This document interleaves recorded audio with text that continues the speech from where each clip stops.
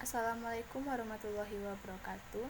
Saya Devita Wulandari dengan NIM 23042027 akan membuat video presentasi mengenai strategi platform digital di Indonesia, menavigasi antara teknologi dan perekonomian informal. Dengan dosen pengampu Bapak I.I. Permana, STMT. Strategi platform terbentuk institusi. Platform digital adalah salah satu elemen penting yang mendukung perkembangan perusahaan berbasis teknologi, berfungsi sebagai media interaksi yang dilengkapi dengan infrastruktur dan jaringan yang mapan. Platform online mengarah pada isu sentral lainnya. Yang pertama, sebuah badan kerja yang berpendapat bahwa implikasi platform tidak dapat dipisahkan dari kontestasi antar institusi lama. Yang kedua, bukti empiris memberikan keputusan yang jelas tentang bagaimana lingkungan institusional membentuk strategi platform secara berbeda. Strategi platform dalam perekonomian informal.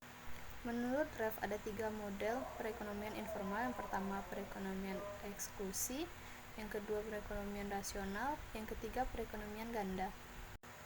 Penelitian berlatar belakang di Indonesia, di mana jumlah perusahaan berbasis platform yang disebut sebagai startup berbasis digital telah meningkat dalam 10 tahun terakhir.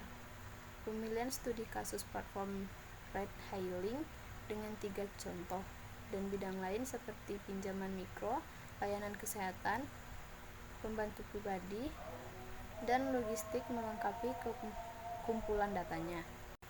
Proses kuantitatif, langkah yang pertama yaitu pada awalnya tujuan penelitian cukup luas untuk memahami proses penciptaan model bisnis berbasis digital di Indonesia. Yang kedua, melakukan wawancara awal dengan 8 responden.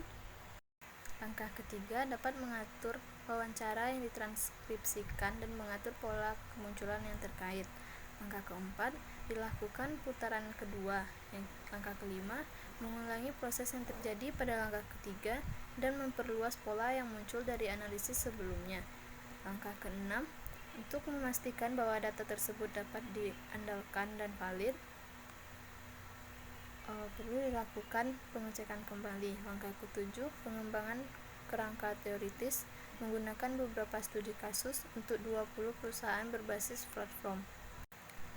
Hasilnya, yang pertama, standarisasi layanan tipe 1 berlaku untuk semua layanan yang ditawarkan oleh wira swasta seperti tukang ojek, pembantu rumah tangga, pekerjaan rumah tangga, dan fotografer lapas.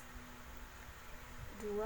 Reorganisasi komunitas yang ada kegiatan-kegiatan di ranah informasi mencakup wilayah yang kecil dan terkadang terpinggirkan dalam mengakses sumber daya karena sifatnya. Yang ketiga, kreasi bersama non-karyawan. Contoh perekonomian informal adalah dokumentasi yang tidak dapat dan keengganan pemilik untuk mendaftarkan usahanya dapat menyebabkan usaha mikro tetap berada di wilayah abu-abu. Keterikatan sosial teknologi pada platform digital. Perusahaan-perusahaan berbasis teknologi yang mengeksplorasi, memelihara, dan mengatur ulang sektor perekonomian informal melalui platform online yang canggih dalam penelitian. Kekhawatiran dan implikasi utama studi ini mengusulkan implikasi praktis bagi perusahaan yang ingin mengeksplorasi dominan yang tidak diatur, khususnya di pasar negara berkembang. Sekian yang dapat saya sampaikan. Jika ada kesalahan dalam perkataan, mohon dimaafkan. Assalamualaikum warahmatullahi wabarakatuh.